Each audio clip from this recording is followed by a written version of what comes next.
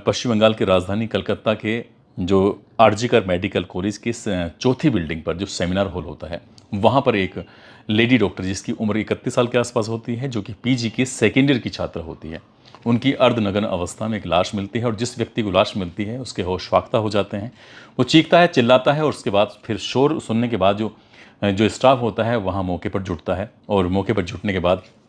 यहाँ से कुछ आपस में चर्चाएं शुरू हो जाती हैं और परिवार के लोगों को जब सूचना दी जाती है तो बताया जाता है कि तुम्हारी बेटी बीमार हो गई है, जितनी जल्दी हो सके आ जाइए। अब माता और पिता को जब ये सूचना मिलती है तो माता पिता परेशान हो जाते हैं कि रात तो बात थी और लगभग 11 बजे के आसपास बातचीत हुई थी, अब ऐसा क्या हुआ कि रात रात में वो इतनी बीमार हो गई कि उसकी ज़्यादा तबीयत खराब हो गई और हमें इमरजेंसी बुलाना पड़ रहा है। वो बार बार फ़ोन करते हैं, जब बार बार फ़ोन करते हैं, पूछते हैं कि आखिरकार क्या बात है। तो कई बार फ़ोन करने के बाद आखिरकार फ़ोन उठता है तो पता चलता है कि आपकी बेटी ने अपनी जीवन लीला समाप्त कर लिया है, यानी कि उन्होंने अपनी मौत को गले लगा लिया है। अब घर वाले और ज़्यादा परेशान हो जाते हैं। माता पिता जब सीधा हॉस्पिटल जाते हैं, हॉस्पिटल जाने के बाद अपनी बेटी से मिलने की कोशिश कर रहे थे, लेकिन जो डॉक्टरों का स्टाफ होता है या फिर इस मेडिकल कॉलेज का जो स्टाफ होता है, तो बताया जाता है कि इन्होंने माता और पिता को अपनी ही बेटी से लगभग 3 घंटे तक मिलने ही नहीं दिया, इंतज़ार कराया। और इंतज़ार के बदले जब घर वाले परेशान हो जाते हैं तो परेशान होने के बाद वो आखिरकार ये जानने की कोशिश कर रहे थे क्या है, लेकिन जब अपनी ही बेटी को अर्धनग्न अवस्था में और खून से लथपथ देखते हैं तो वो बहुत परेशान हो जाते हैं। तब ये मामला सोशल मीडिया पर वायरल हो जाता है और इतना वायरल होता है कि देश भर में इसको लेकर उबाल शुरू हो जाता है। डॉक्टर जो होते हैं वो अलग अलग शहरों में इस विरोध प्रदर्शन पर उतर आते हैं और साथ ही ये मांग करते हैं कि इस घटना के पीछे जो भी है उसकी जांच पड़ताल होनी चाहिए। हालांकि कलकत्ता की पुलिस ने इस मामले की जांच पड़ताल करना शुरू किया और लाश के पास से एक ब्लूटूथ मिलता है और ब्लूटूथ जब मिलता है तो उससे मिलान किया जाता है और जिसके मोबाइल से मिलान होता है वो संजय रॉय होता है। संजय रॉय जो होता है वो कलकत्ता पुलिस का कल्याण बोर्ड का सदस्य होता है, जो कि इसी हॉस्पिटल में आना जाना और मरीजों को लेके आता था, लेकिन उसने इस घटना को अंजाम दिया ऐसा वो खुद भी स्वीकार करता है, लेकिन किसी दबाव में करता है या फिर किसी को बचाने के लिए वो सारा इल्ज़ाम अपने ऊपर लेता है। इस तरह की जांच पड़ताल की ही जा रही थी, लेकिन पुलिस की जो कार्य प्रणाली होती है उस पर कई तरह के सवाल खड़े हो जाते हैं कि पुलिस इसमें कुछ ना कुछ सबूत ख़त्म करना चाहती है, ये इस मामले को दबाने की कोशिश कर रही है। और जब पूरे देश भर में उबाल मचता है तब जाकर इस मामले की जांच हाई कोर्ट के माध्यम से सीबीआई को दे दी जाती है। अब सीबीआई ने जैसे ही मामले की जांच ली दिन में, यानी कि 14 अगस्त 2024 को, तो पता चलता है कि देर शाम या देर रात लगभग 11-12 बजे के आसपास 14 और 15 अगस्त 2024 की रात को बड़ी संख्या में लोग जुटते हैं। उनका इरादा ये था कि शांतिपूर्वक मार्च निकालेंगे, चाहे वो कैंडल मार्च हो या फिर मोबाइल की जो टॉर्च है उसके माध्यम से मार्च निकालेंगे, लेकिन वो इतनी बड़ी संख्या में जुटते हैं कि उन्हें पता ही नहीं चल पाता और इसमें कुछ ऐसे उपद्रवी भी जुट जाते हैं जिन्होंने हॉस्पिटल के अंदर अपना कदम रखे। उसके बाद जो इमरजेंसी वार्ड होते हैं उनको तोड़ना फोड़ना शुरू कर देते हैं और बड़ी मात्रा में हॉस्पिटल को नुकसान भी पहुंचाया जाता है। उसके 2-3 दिन के बाद वीडियो सोशल मीडिया पर वायरल भी होता है और जब वीडियो सोशल मीडिया पर वायरल होता है तो उसमें पता चलता है, लोग ये कहते हुए सुने जा सकते हैं वीडियो के माध्यम से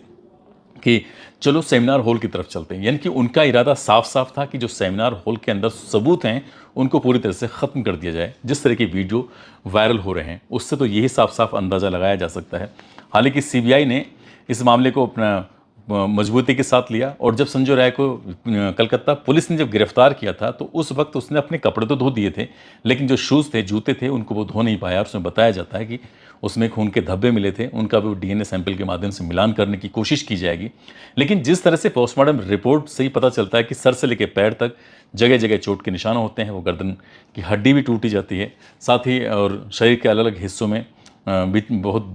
चोट पहुंचाई जाती है। अब चाहे आंख हो या मुंह हो या फिर प्राइवेट पार्ट, यहाँ से ब्लड बह रहा था। इसके पीछे के कारणों की जानने की कोशिश, साथ ही पोस्टमार्टम रिपोर्ट में ये भी दावा किया जा रहा है कि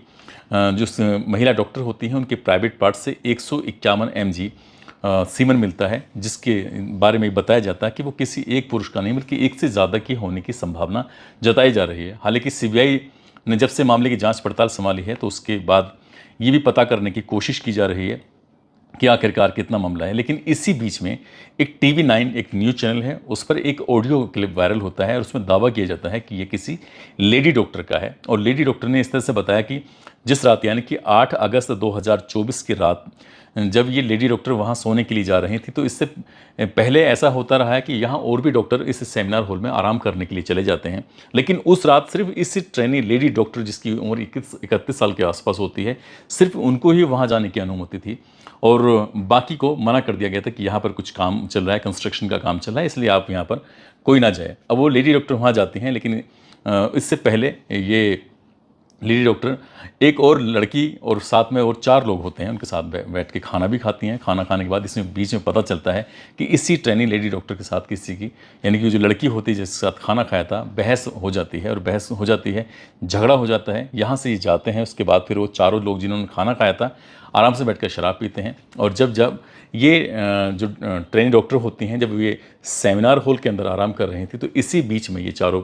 लोग जाते हैं उस महिला के साथ और जाने के बाद वहाँ जाकर लेडी डॉक्टर के साथ बहुत ज़्यादा बुरी तरह से मारपीट करते हैं। उनके शरीर के अलग अलग हिस्सों को नुकसान पहुंचाने की कोशिश कर रहे थे और जिस तरह से उनको नुकसान पहुंचा सकते थे, मार सकते थे। और वहाँ से जब इत्मीनान तसल्ली हो जाती है तो चले आते हैं। और ये दावा किया जा रहा है उस ऑडियो क्लिप के अंदर कि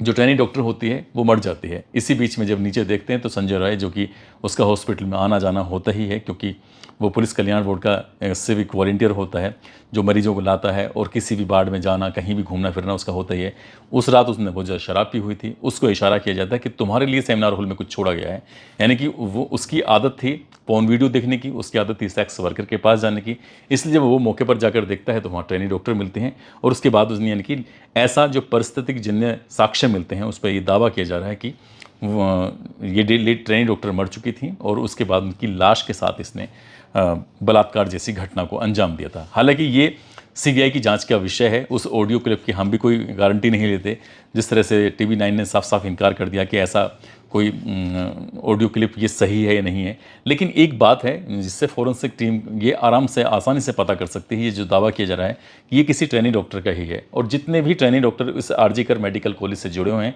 सबकी वॉइस का सैंपल लेके टेस्ट किया सकता है कि कहीं ऐसा तो नहीं है कि जांच को भ्रमित करने के लिए इस तरह की ऑडियो क्लिप बनाकर वायरल कर दी गई है जो अलग अलग सोशल मीडिया पर वायरल हो रही है, या फिर सचमुच ऐसा है। और ऐसा है तो इस प्रकरण की जांच होनी चाहिए। वो 4 लोग कौन थे और उनके साथ वो महिला कौन थी, इन सब का पता करना चाहिए। हालांकि सीबीआई इस मामले की पूरी ईमानदारी से जांच पड़ताल में जुटी ही है। साथ ही एक और मामला होता है जो लगातार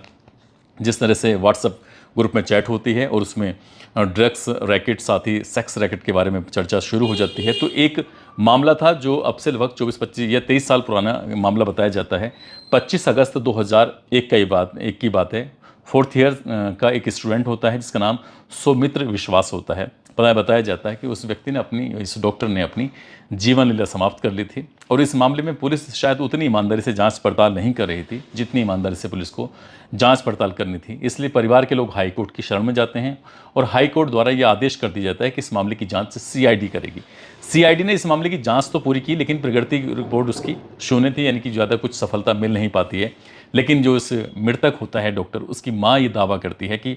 मेरे बेटे को पॉर्न रिंग जो एक रैकेट है वो जिम्मेदार है। दरअसल इसमें बताया, उनका दावा ये था, ऐसा मीडिया रिपोर्ट में आ रहा है कि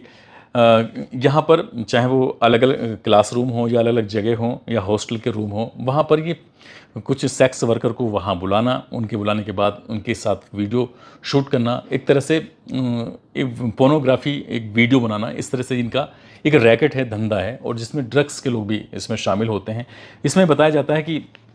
जो डॉक्टर होते हैं उनके चेहरे को, उनका चेहरा लेकर किसी भी वीडियो के साथ मर्ज कर दिया जाता है जिसमें पुरुष होता है या महिला होती है। जैसे किसी सेक्स वर्कर को लेके आते हैं तो उसमें डॉक्टर का चेहरा उसमें मर्ज कर दिया जाता है। हालांकि इस तरह की वीडियो कभी सामने तो आई नहीं, लेकिन जिस तरह से मीडिया में इस तरह का दावा किया जा रहा है कि इस कॉलेज के अंदर इस तरह की बातें भी होती थी कि चाहे वो सेक्स वर्कर को बुलाकर उनके साथ वीडियोग्राफी कराना। और ये भी दावा किया जा रहा है कि जिस तरह से लाश यानी कि शव लाए जाते थे और डॉक्टर को उन शब्दों से पढ़ाया जाता है, तो उसमें ये बताया जाता है, दावा किया जा रहा है कि जिस तरह से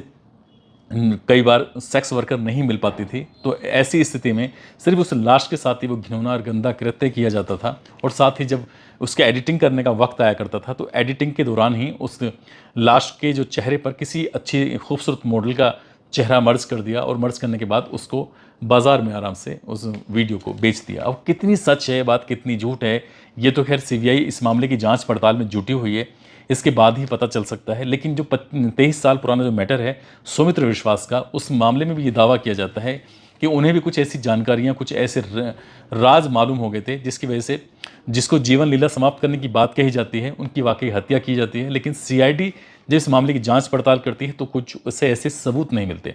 हालांकि पुलिस ने बल्कि सीबीआई इस मामले में अलग अलग एंगल से जांच पड़ताल करेगी और कितने राज दफन हैं इस आरजीकर मेडिकल कॉलेज की बुनियादों में, उन हर एक राजों को खुलवाने की कोशिश करेगी। इसके लिए